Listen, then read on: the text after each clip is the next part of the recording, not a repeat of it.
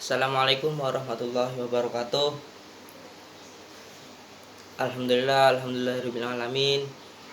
Hamdan syakirin, hamdan na'imin, hamdan yuafi ni'amahu wa kafi mazidah. Ya Rabbana lakal hamdu kama yanbaghi li jalali wajhikal azim sultanik. Perkenalkan, nama saya Bahtiar Maulana dari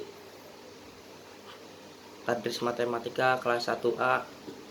Di sini saya akan menjelaskan tentang metodologi studi Islam. Apa sih pengertian metodologi studi Islam? Metodologi studi Islam secara bahasa adalah rangkaian dari dua kata, metode dan logos. Metode adalah cara dan logos adalah ilmu.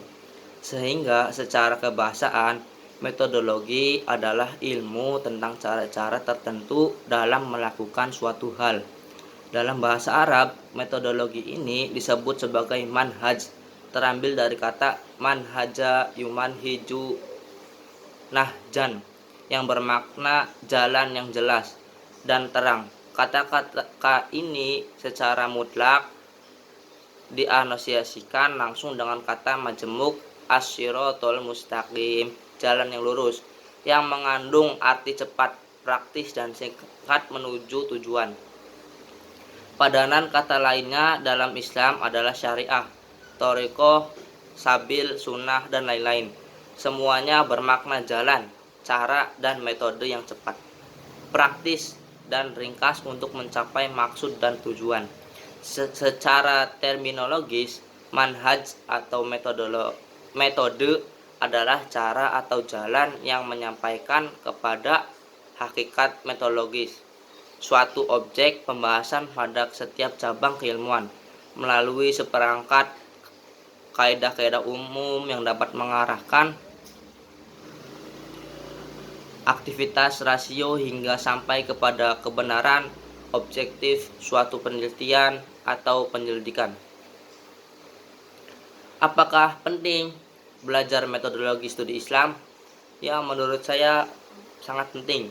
Manfaat kita mempelajari metodologi studi Islam yaitu akan memberikan ruang dalam pemikiran yang lebih kritis terhadap persoalan agama, sehingga tidak menganggap bahwa ajaran Islam klasik dianggap sepele. Hal ini didasari atas adanya pujian paradoksal terhadap dunia Islam. Hubungan metodologi studi Islam dengan masalah politik.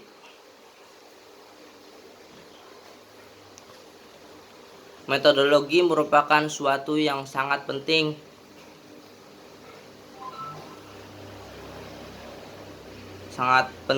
dalam sejarah pertumbuhan ilmu, tak terkecuali bagi ilmu politik Islam atau fiqh siyasah.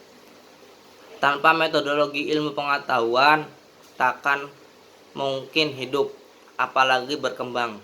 Lebih dari itu, metodologi bahkan mempunyai peran yang sangat penting dalam kemajuan atau kemunduran suatu bangsa pada suatu tempat dan dalam suatu masa tertentu, yang menyebabkan timbulnya stagnasi atau kemunduran pada suatu masa tertentu. Menurut Muhti Ali, bukanlah disebabkan karena tidak adanya orang-orang jenius, akan tetapi karena kekeliruan memilih dan menerapkan metodologi. Banyak ditemukan manusia dengan tingkat kecerdasannya standar, namun memiliki metodologi yang tepat, dapat mencapai kemajuan dan menemukan kebenaran. Akan tetapi sebaliknya, seseorang dengan kategori jenius tidak dapat menemukan hal tersebut. Sebagai bukti yang cukup representatif, yaitu ilmuwan yang bernama Edison pada tahun 1849 sampai 1931. Ilmuwan ini karena ketepatan dalam paradigma berpikir dan metodologi, ia mampu menciptakan teknologi yang cukup fenomenal dan masih dipakai hingga saat ini. Dialah yang pertama kali membuat teknologi berbasis listrik. Padahal pada waktu belajar di Amerika, secara kecerdasan masih banyak teman-temannya yang lebih unggul. Berpikir dengan menggunakan metodologi dan pendekatan yang benar itu, lanjut Mufti Ali, adalah ibarat seorang yang berjalan.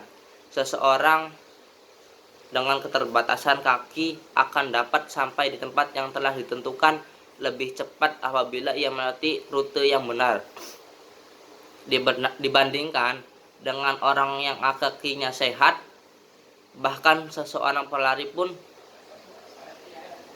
apabila ia menempuh jalan dengan rute yang salah dan berbelok. Karena itu, metodologi dan pendekatan kajian merupakan suatu yang paling pertama dan utama untuk diperhatikan, tak terkecuali dalam bidang politik Islam. Ya, sekian dari saya, Kak. Kurang lebihnya mohon maaf. Assalamualaikum warahmatullahi wabarakatuh.